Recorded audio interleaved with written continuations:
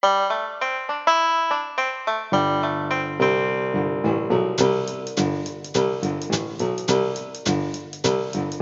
back to Moving Right Along, a Muppet Movie podcast brought to you by ToughPigs.com. It's the podcast where we watch the Muppet Movie 2 minutes at a time and talk about it a lot. I'm your host, Anthony Strand. And I'm your other host, Ryan Rowe. Today we are looking at minutes 27 and 28, which start right after Kermit and Fozzie pull up outside of the church and end right after Scooter introduces himself by saying, "Don't forget about me, I'm the band's road manager." How could we forget about Scooter?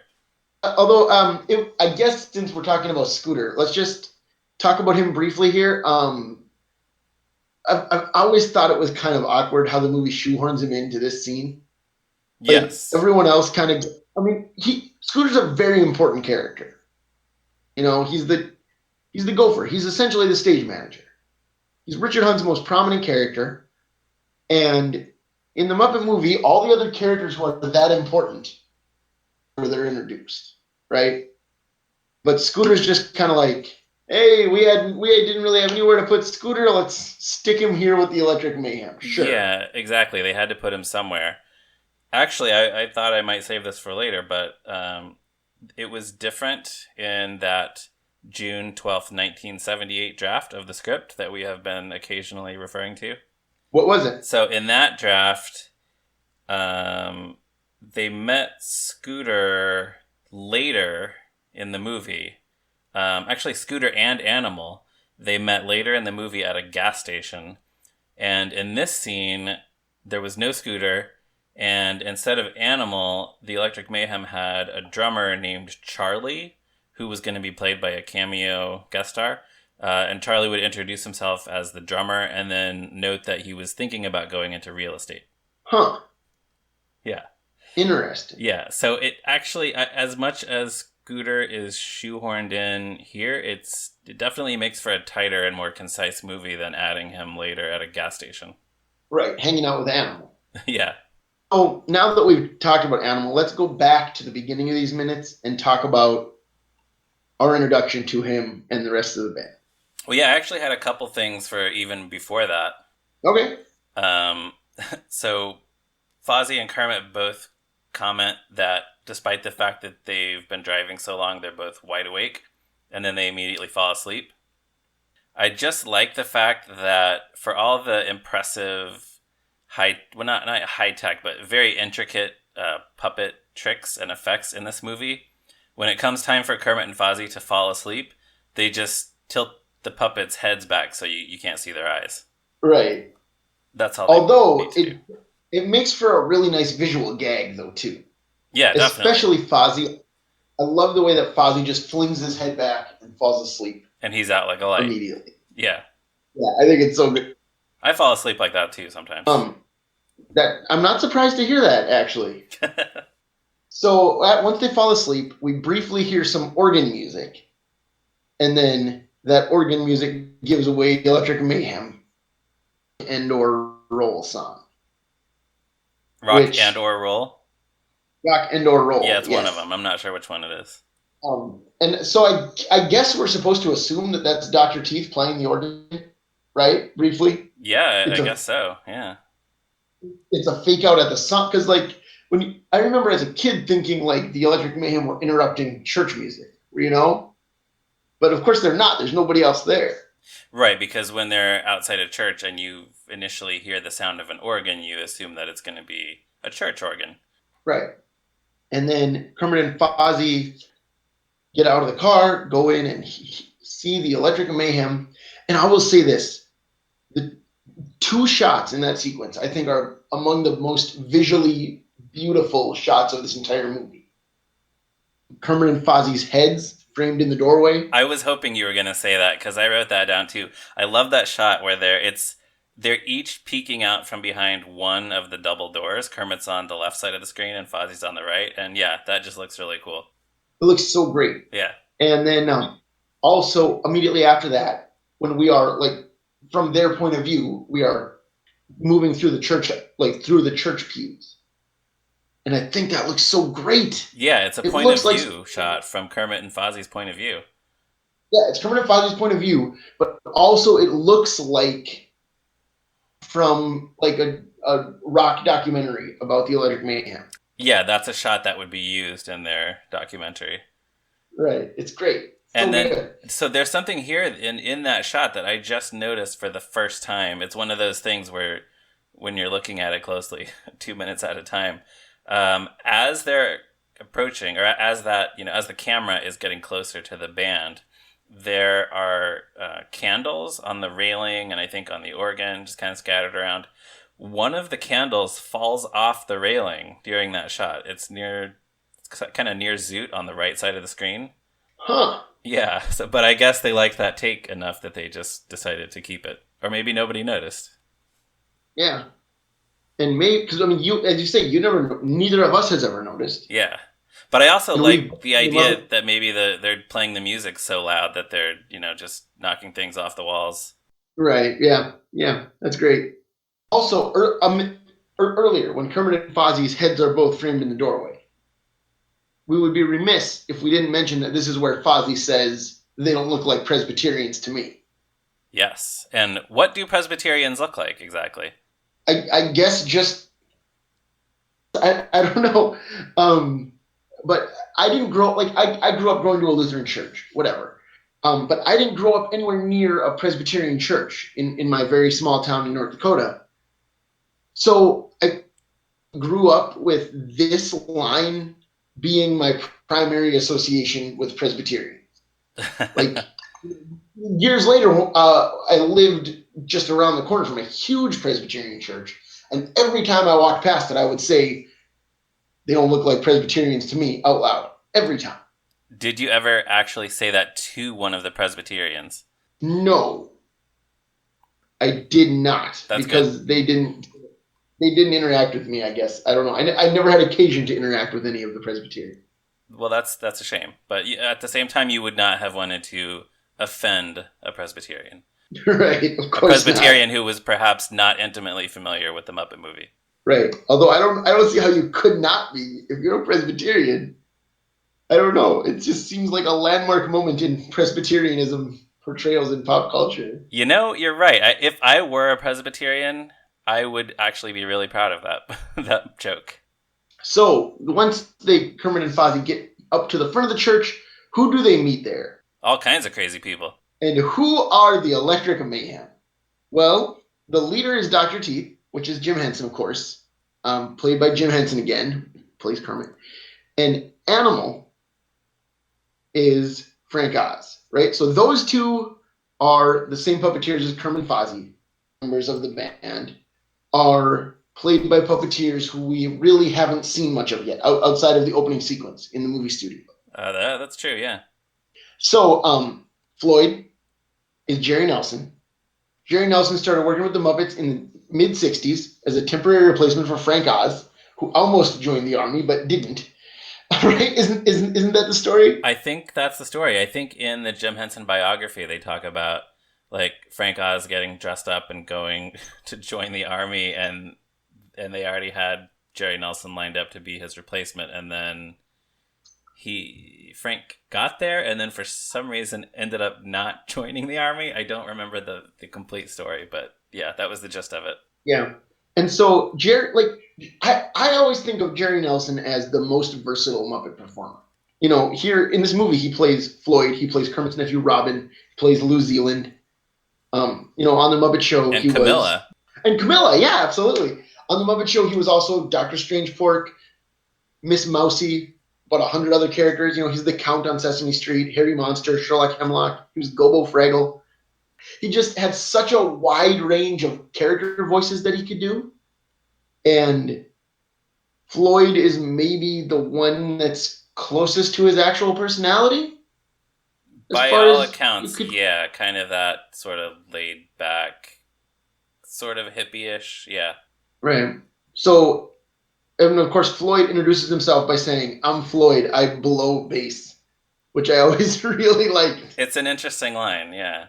Another thing, Floyd, or when Kermit and Fozzie first approach and ask, "Who are you people?" I think Floyd says, "We am, is, are, and be They whom as are known as the Electric Mayhem.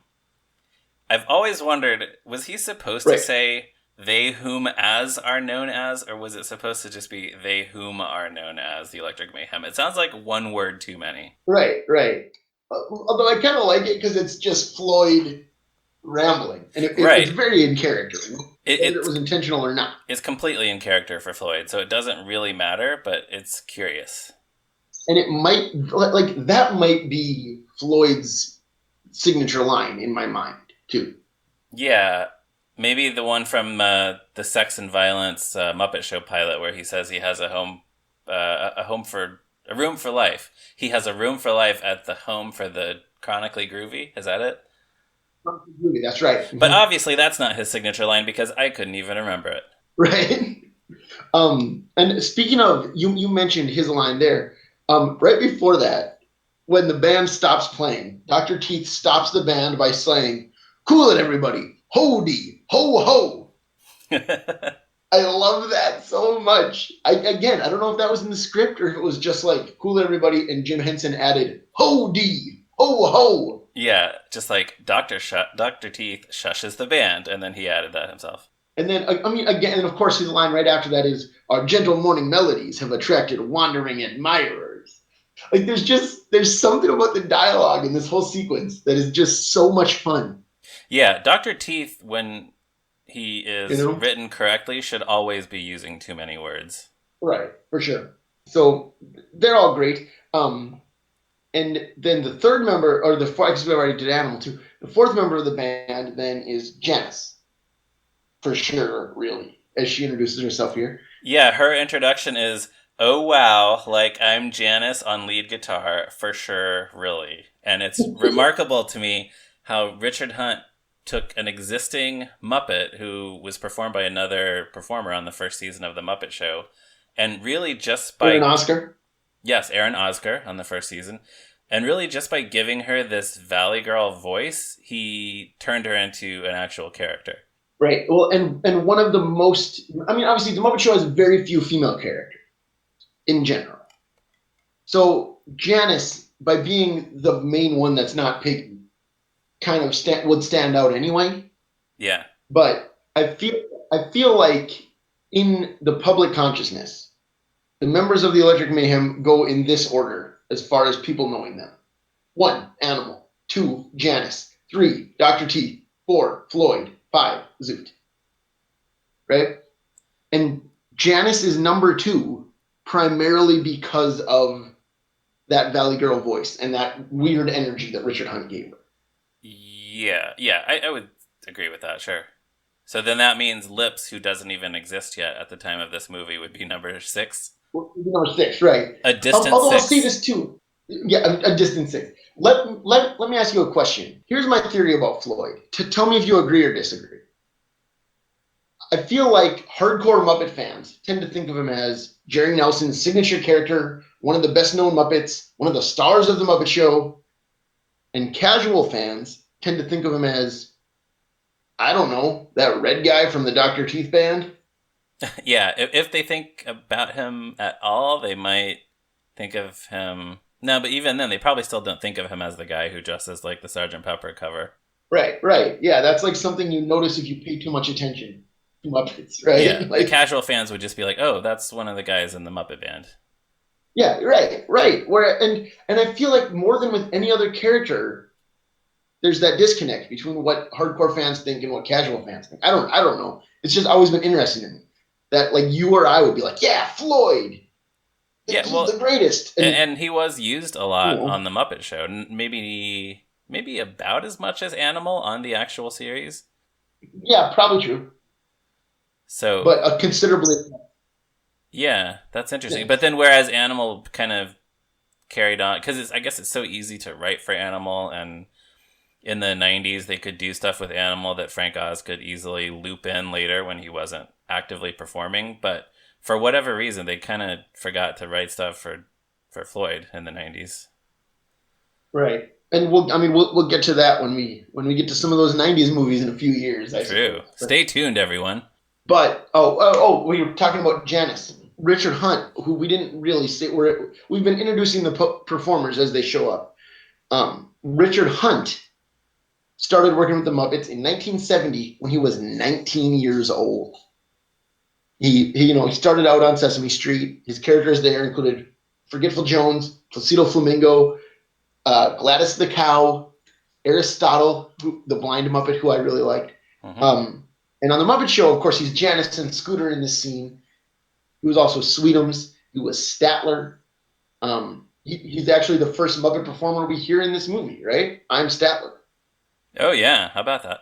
Yeah, and he was also another Gladys on the Muppet Show, Gladys the Lunch Lady, who is a hideous character that I kind of adore. Yes, the short-lived, hideous Gladys the Lunch Lady. And he was Junior Gorg and a bunch of other characters on Fraggle Rock.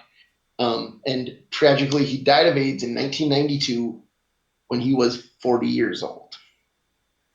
Yeah, but he was really like, I mean, I guess they're all sort of the MVP, but yeah, he really made the most of his short career.